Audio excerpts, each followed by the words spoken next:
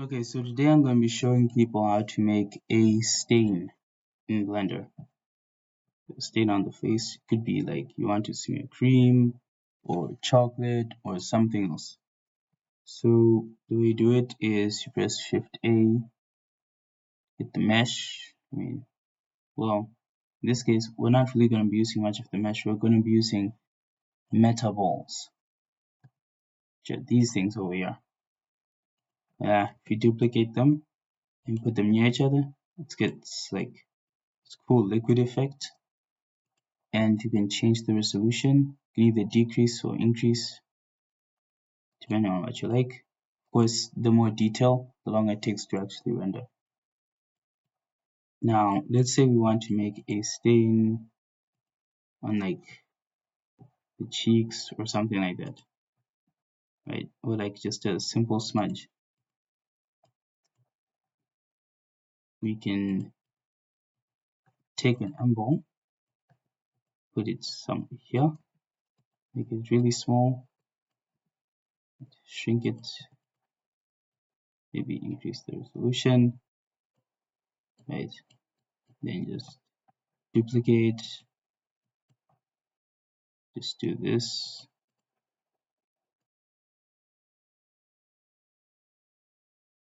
Yeah, and have like something like that. Maybe also decrease the size a bit, put it on the face.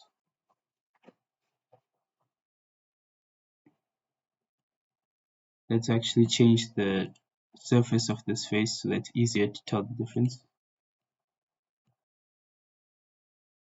Right.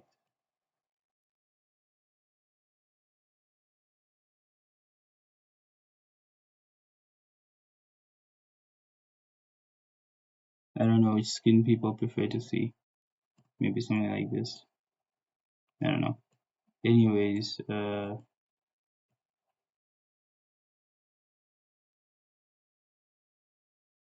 so yeah, we've made somewhat of a stain, but it doesn't really look all that good. And if we actually wanted a bit more control, this would be way too time consuming. So another thing that we can do to reduce time, so we can go, first of all, let's add a material to this thing.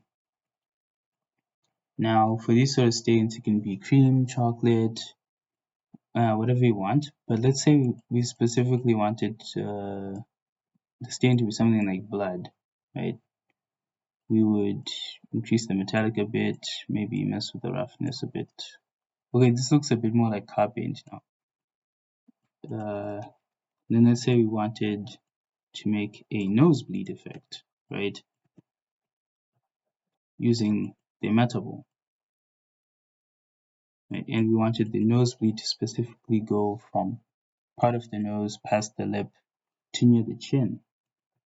We can either move the Metaball here, scale it, right? Move it. Then just keep moving like this. We can just be pressing Shift D to duplicate until we get to the end.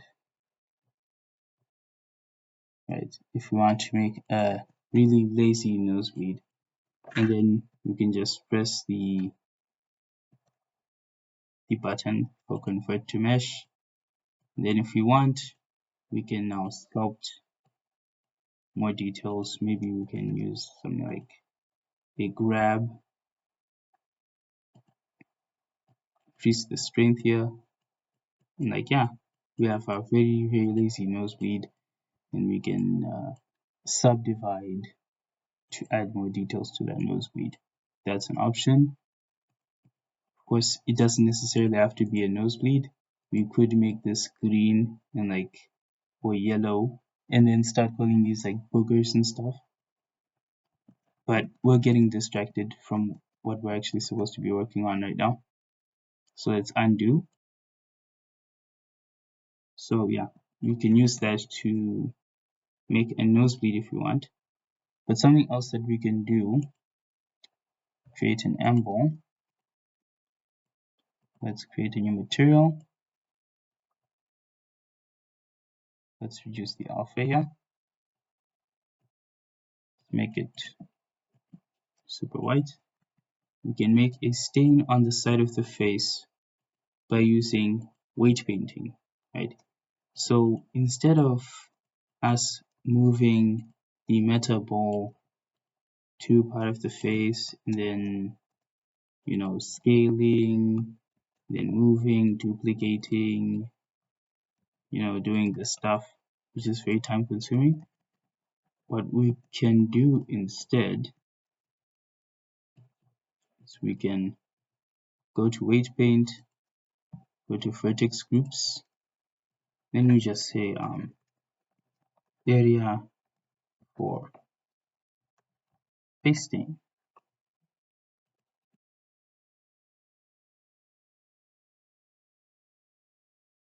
Now you can reduce this radius a bit, put that weight at 1. There I want to be here on the cheek. Maybe I want stains somewhere here. I don't know. It's up to people to decide where they want stains to be on and what sort of stains they want to put. Now, after that, go here to the modify section, particle system. Go here. Now, we can either put it to here, like have a bunch of hairs growing there. You can go on render mode, right? That's an option. But we're going to go on emitter because we want it to emit here. We're going to reduce this hair count a bit just to make it easier to run, because the higher that thing is, the harder, like the more processing power is used for this. So we're going to go here, render. We're going to change from path to object, change the scale up. For the object, we're going to use the M ball, right? So we can change the scale to either make the M ball large, or we can either make the M ball really large, really small. It's up to us. Now over here, like by default, it's got like this animation timeline. So if you press this play button, starts just raining and like the M balls are just falling from everything. Actually, you know what? Let me remove part of the transparency effect because it looks annoying. But yeah, if we press play, the M balls are just falling. Let's go back to the start of this animation. But for the sake of this tutorial, we're not really trying to animate this. We can, but that's not what we're trying to do right now.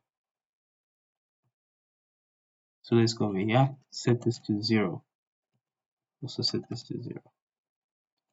So yeah, now it's like all over the face, almost like it's infecting the person or something. And we can change the scale down a bit. Now we want to control where it goes, because right now it's going everywhere.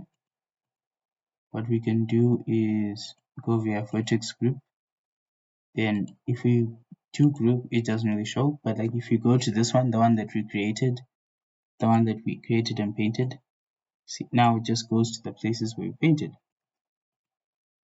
If we go back to weight paint, check here, wherever we paint, the metaballs go.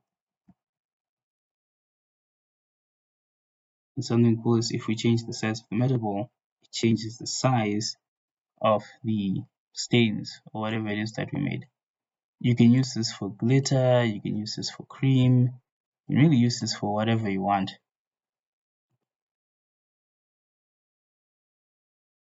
It's up to you whether you want to use it for boogers, for blood, for anything. It's really up to you. Yeah, if you press play, it just immediately falls. So yeah, I just think that it's pretty cool that you can do that. And this isn't even running any fluid simulations, but it does run similar to the way fluid does. Yeah, so yeah, the way it just falls like that. It's pretty cool.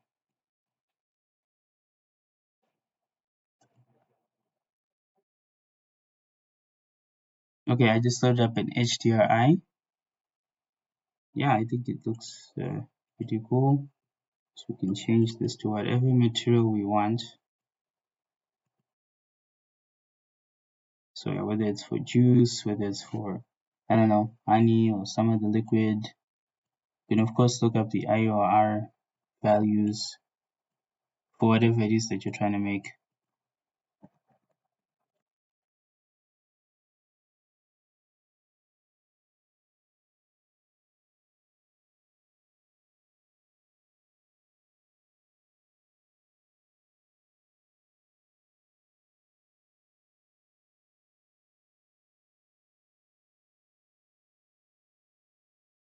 So yeah, that's one really simple, easy, and quick way to make the facial stains. Of course, you can export these to another software if you want. And yeah, hope you enjoyed the tutorial. And if you want to support me, you can definitely check out some stuff on the store. Yeah, it will be on the linktree.com/shadywhereitsdirty. Yeah, so definitely check out the link tree. I'll also try to put the link tree in the description.